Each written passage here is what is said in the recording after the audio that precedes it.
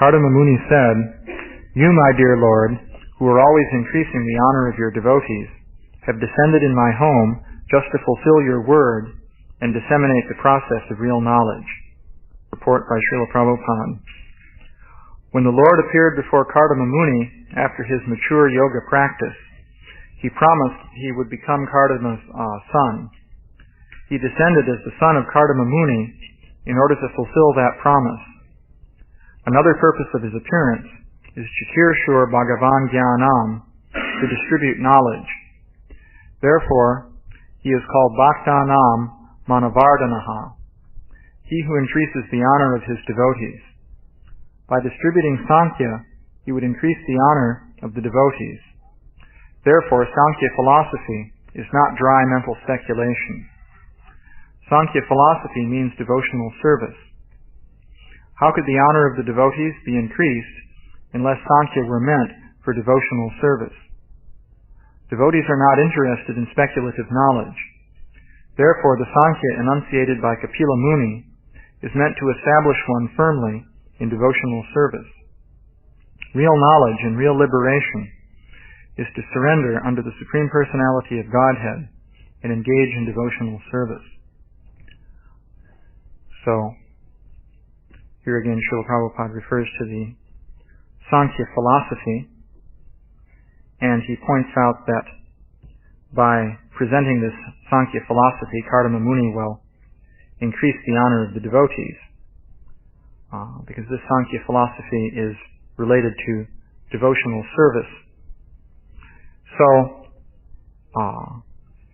the way in which Sankhya philosophy is related to devotional service is that it explains the relationship between the individual conscious beings, the material energy, and the Supreme Personality of Godhead.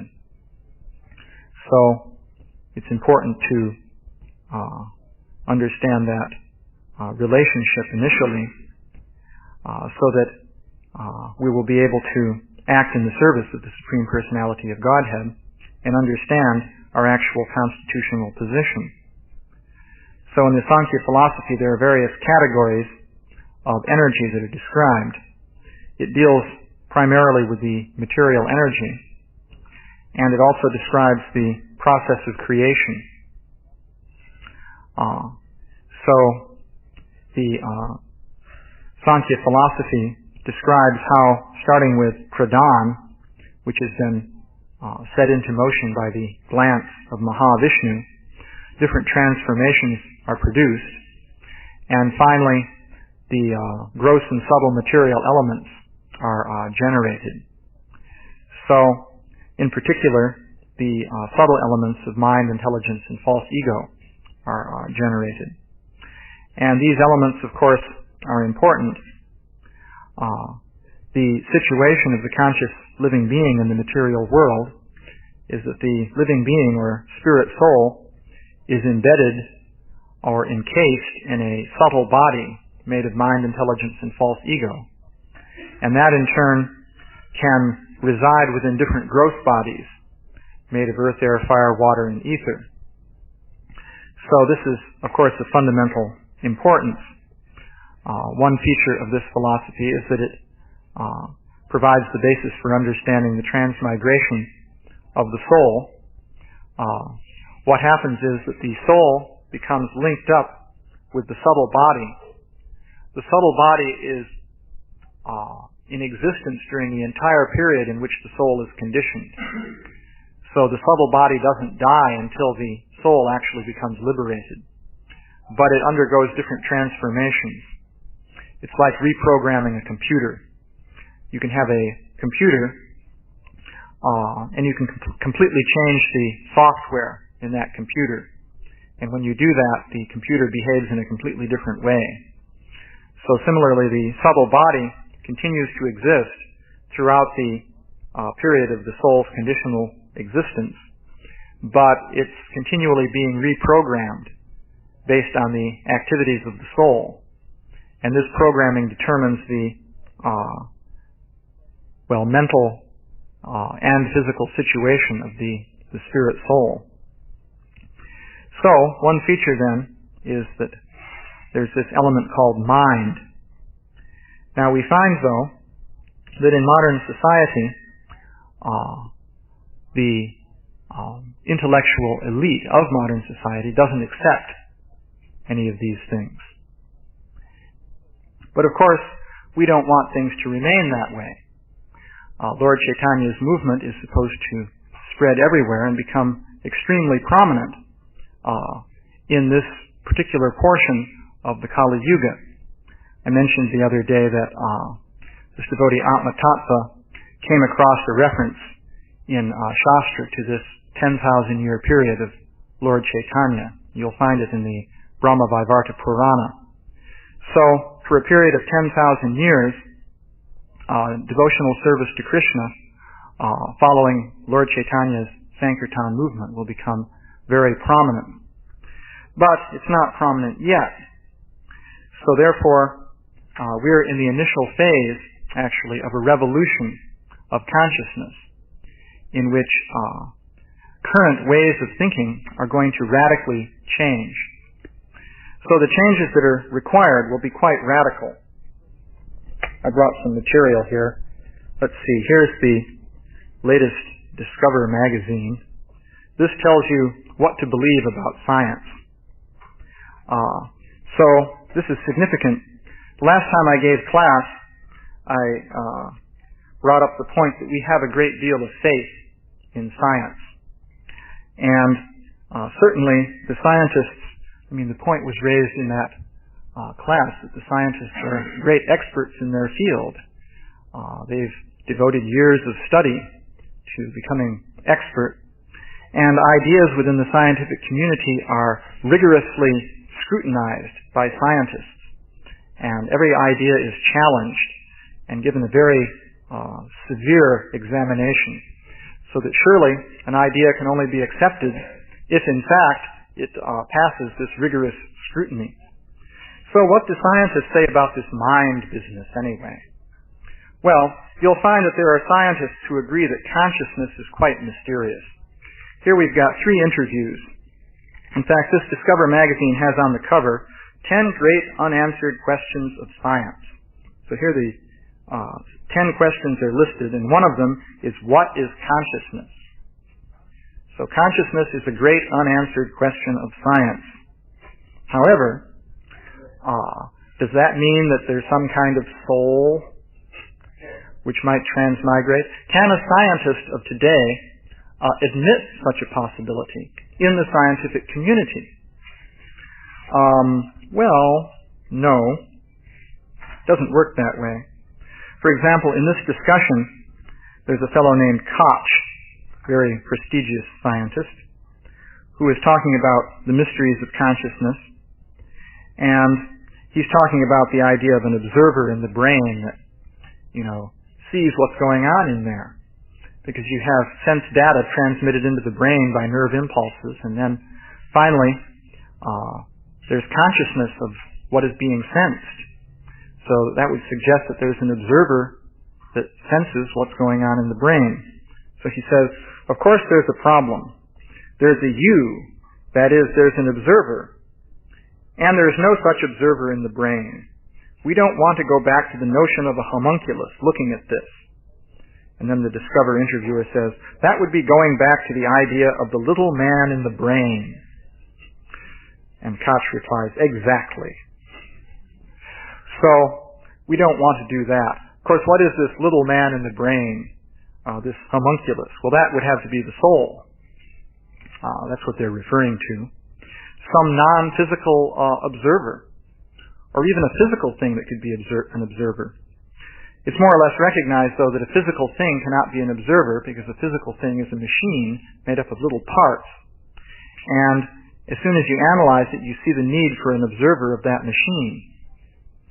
So they're presented with a problem. However, they have a basic solution to this, and that is to get down to the neurons in the brain. Because wherever consciousness may be, that's where it will be, the neurons of the brain.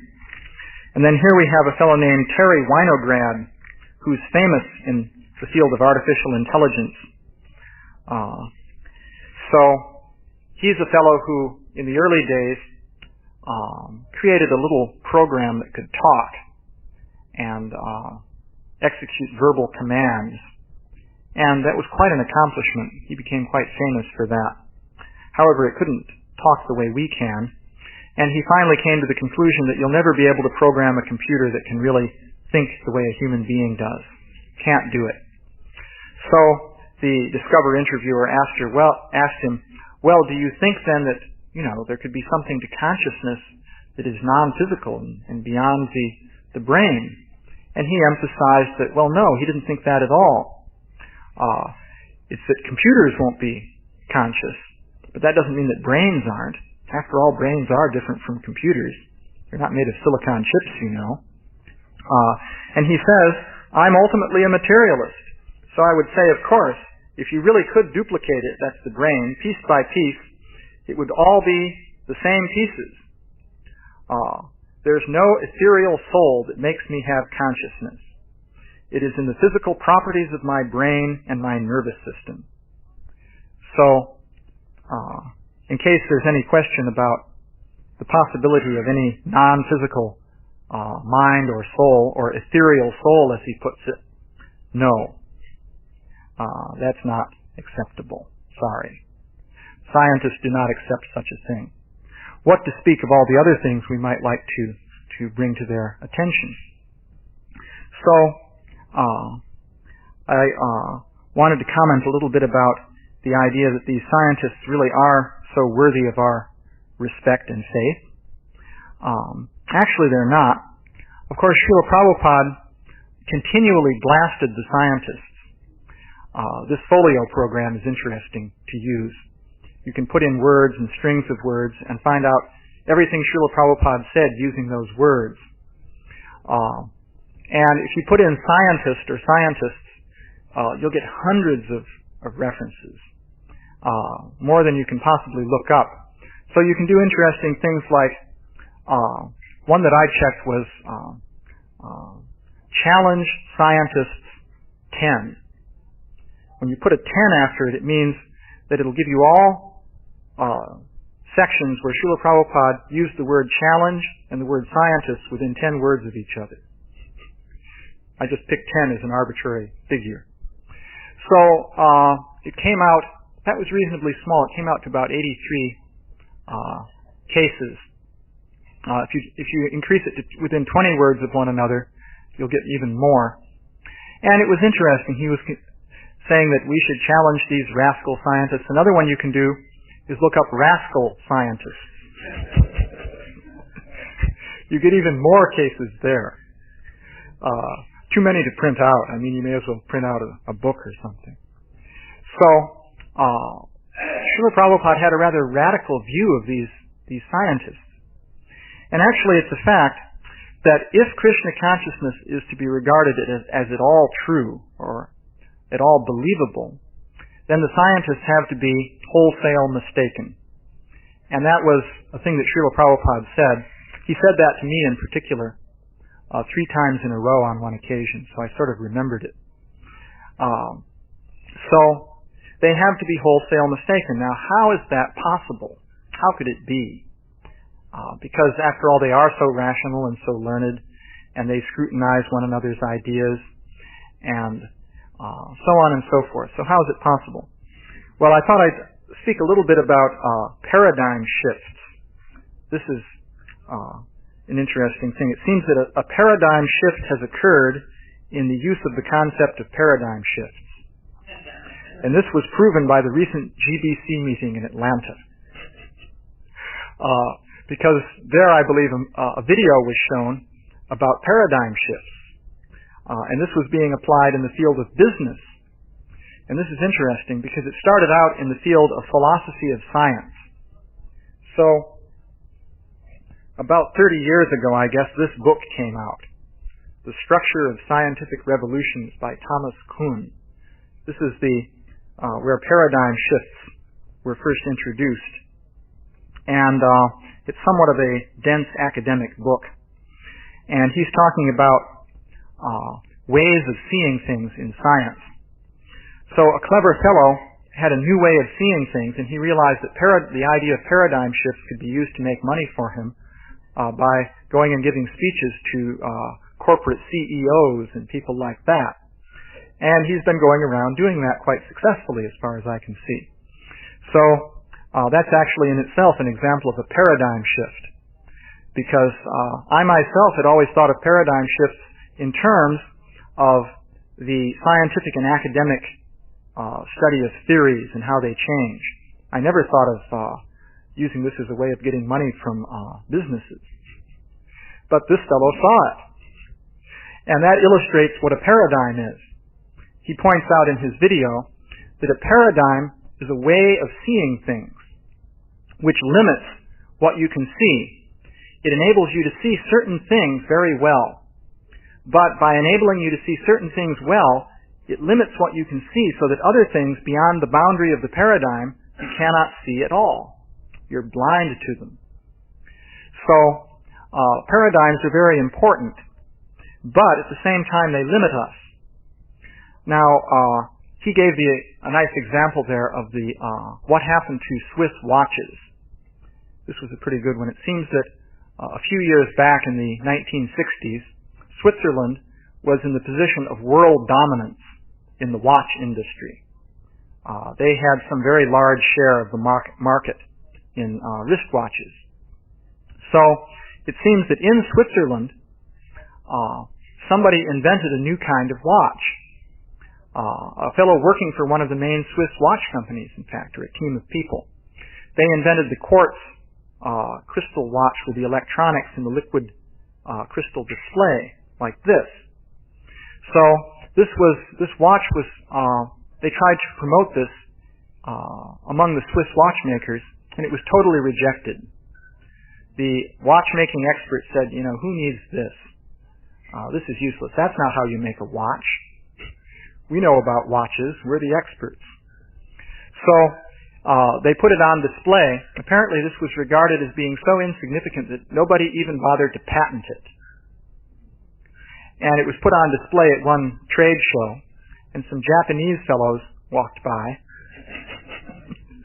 And the rest is history.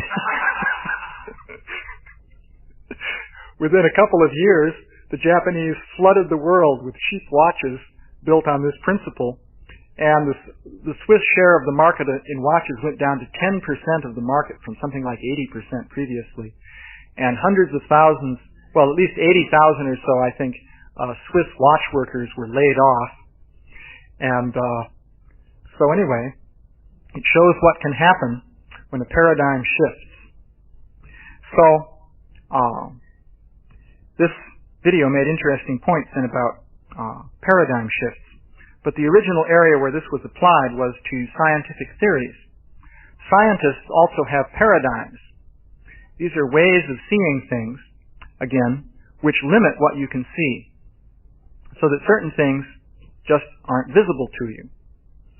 And it's recognized widely that scientists are very good at seeing if something fits the accepted paradigm, and of recognizing things that do fit the accepted paradigm.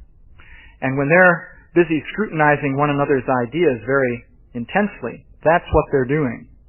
They're seeing whether or not the ideas that are being brought up fit the existing paradigm. And if they do, then they become acceptable. And if they don't, then the scientists reject those ideas. But what about ideas outside the paradigm? Actually, this is related to the whole idea of pattern recognition. How are you able to see something like an apple? The moment we look at an apple, immediately we know what that is. That's an apple. The brain somehow, sticking to the standard accepted paradigm, is wired so that when an apple comes in front of your eye, immediately bells go off in there or something, because some recognition mechanism is programmed to recognize apples. But there may be some other thing that it can't recognize at all. So if you put that in front of your eyes, nothing happens. You don't even notice it. Well, the same thing occurs on a more abstract level with theories. So what Kuhn was describing was the process whereby paradigms change. And it's very interesting to see how that happens, because they do change. To give you an example, there's the theory of continental drift. The prevailing idea in geology today is that continents move around. Europe and the United States used to be right together, and there was no Atlantic Ocean. And then a big crack appeared, and they separated apart, and gradually the Atlantic Ocean formed. This is now accepted. Well, this was proposed by a man named Wegener back in about 1912, and the idea was totally rejected for years, until finally in about the mid-1960s, a revolution occurred in scientific thinking. And after that revolution, continental drift was the established accepted view, and that now, if you don't believe in continental drift, you're considered to be unscientific. So this is what happens in science. You have a paradigm. The previous paradigm was, of course, that continents don't drift.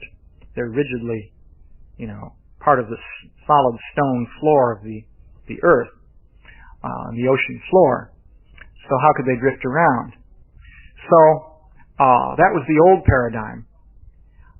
What happens when a paradigm shifts is that, first of all, anomalies have to accumulate. If everything fits the accepted paradigm, then people are never going to change it. So what happens is gradually anomalies accumulate, and initially the anomalies are rejected. And typically, if somebody wants to insist too much about the anomalies in the phase when they're being rejected, the person gets rejected along with the anomalies. In fact, the person becomes an anomaly. And this is done using the traditional method known as ridicule, which is a very effective scientific tool. By ridicule, you can scare people away from an idea, because no one wants to be ridiculed. So if you create an aura of ridicule around something, people will stay away from it like anything. Very few people will have anything to do with it. So that's what's going on in that quote that I had a moment ago about the little man in the brain. You'll notice that it's what's being said there is, or what's being done there is ridicule is being used. Sometimes it's even said the little green man in the brain. Now, why green? Well, you know why. You know about little green men. So why, in talking about the mind-body question, would one refer to the idea of the soul as the concept of the little green man in the brain? Well, it's to make people laugh, so that anyone who seriously talks about such an idea will be laughed at, and therefore people won't talk about that idea. This is actually how it works. There's a great defender of scientific truth named Martin Gardner, who, by the way, is on the board of directors of ISKCONMedia. ISKCONMedia is the Committee for the Scientific Investigation of Claims of the Paranormal. So these people police the scientific world to make sure that no paranormal claims are accepted. And one of his aphorisms is that a horse laugh is worth 1,000 syllogisms. Yeah, one horse laugh is worth 1,000 syllogisms. So a syllogism is a logical step. Like, if A is true and A implies B, then B is true. So that's one step in logic. So he's saying that if you have an argument that you make using 1,000 syllogisms, a single horse laugh is worth all of that argumentation. In fact, it's better. Because it's going to be hard to find somebody who's going to appreciate an argument with 1,000 steps. But anybody knows what a horse laugh means. It means stay away from this or you'll be laughed at. Associating an idea with, being weird, being disreputable, being zany, being kooky. Just like James Watson, he characterized his opponents as shits, kooks, and incompetents. This is the scientific world. But this is how it actually works. It's quite important. So, what happens in science is that initially the anomalies are scorned and rejected. Wegener was scorned and rejected throughout his lifetime. But But finally, if enough anomalies accumulate, there will be increasing discomfort among the scientists. And finally, there will be a revolution. Suddenly, the old fabric will just rip. It's just like you're wearing the same dhoti day after day, and it works, and then one day you put it on and the thing rips down the middle, and that's it. So, this is a homely example. So anyway, so finally, there can be a revolution. And one point this fellow made on that video that they showed the GBC is that when the revolution occurs, when the new paradigm comes in, everybody starts at zero. It's a new ball game at that point. The very way people see things changes. Kuhn points out that it's difficult for people holding two different paradigms to even talk with one another because they see the world differently. So that can occur. Actually, even things like the acceptance of Darwin's theory of evolution is an example of a paradigm shift. Now, one point that the fellow made was that paradigm shifts are initiated by outsiders. It's very rare indeed, in fact, I hardly know of any examples, in which a major paradigm shift is initiated or set off by somebody within an established field. The reason is that within an established field, everything is regimented. Your colleagues immediately will jump on you if you begin to deviate. So, in that setting, it's very difficult to start a new paradigm. So to introduce the new kind of watch in Switzerland was extremely difficult. In fact, it wasn't possible there. An outsider had to do it, namely the Japanese. So, the same thing happens in science. Paradigm shifts are brought about by outsiders. Now, Darwin, by the way, was an outsider. He, in fact, was a recluse, practically. He was independently wealthy because his father was a very wealthy physician. He never had to work a day in his life, and he lived in a comfortable Victorian mansion out in the countryside in East Anglia somewhere, and just worked on his researches. So, another aspect is that for a paradigm shift to occur, a lot of anomalous material has to accumulate. In fact, what Darwin did was he spent 20 years building up his case. He finally wrote the most successful unread book in history, practically. Because whoever reads Darwin's Origin of Species, just a few people have ever read the thing. It's practically unreadable. It's packed with lots of facts. And a few people did read it, and they realized that, it's time for the paradigm to shift. Basically, the balance, the total mass of material, at that point shifted. There was a revolution in thought, and within, let's say, 30 years, Darwinian evolution was the accepted way for educated people to think about the origin of life. Yeah? I'm wondering if you're saying it was an accumulation of facts, sort of like on a fulcrum, it just so many anomalies built up, it just shifted. Yeah. I'm wondering if just accumulation of anomalies, that's enough, or how much has to do with social factors, like I'm thinking of Christian consciousness and art as being shifting, as far as becoming a worldview, accepted the idea of there being a soul and paranormal things. How much, if you look back in history, when there's been these shifts in worldview, the general public worldview, how much of it is just fact, how much of it is social circumstances? Well, social circumstances refers to how people are seeing things. And that's related to the accumulation of new ideas, which are the anomalies. You see, a fact is an idea. One may think that a fact is one thing. That's hard, solid evidence, and an idea is a sort of nebulous thing in the mind. Actually, a fact is an idea. Because what is a fact anyway? It's just an opinion that somebody expresses. I may say it's a fact that the bones of Lucy were dug up in Ethiopia. But all I'm doing is giving you another idea. If you accept it, then it's a fact. If you reject it, then it's some crazy idea. So fact is just another kind of idea. But as ideas accumulate, people become aware of them, And at some point there's a critical mass. So it is social. The process of the paradigm shift is a social process, but it's a process involving ideas, how people think about things. In the case of Darwin,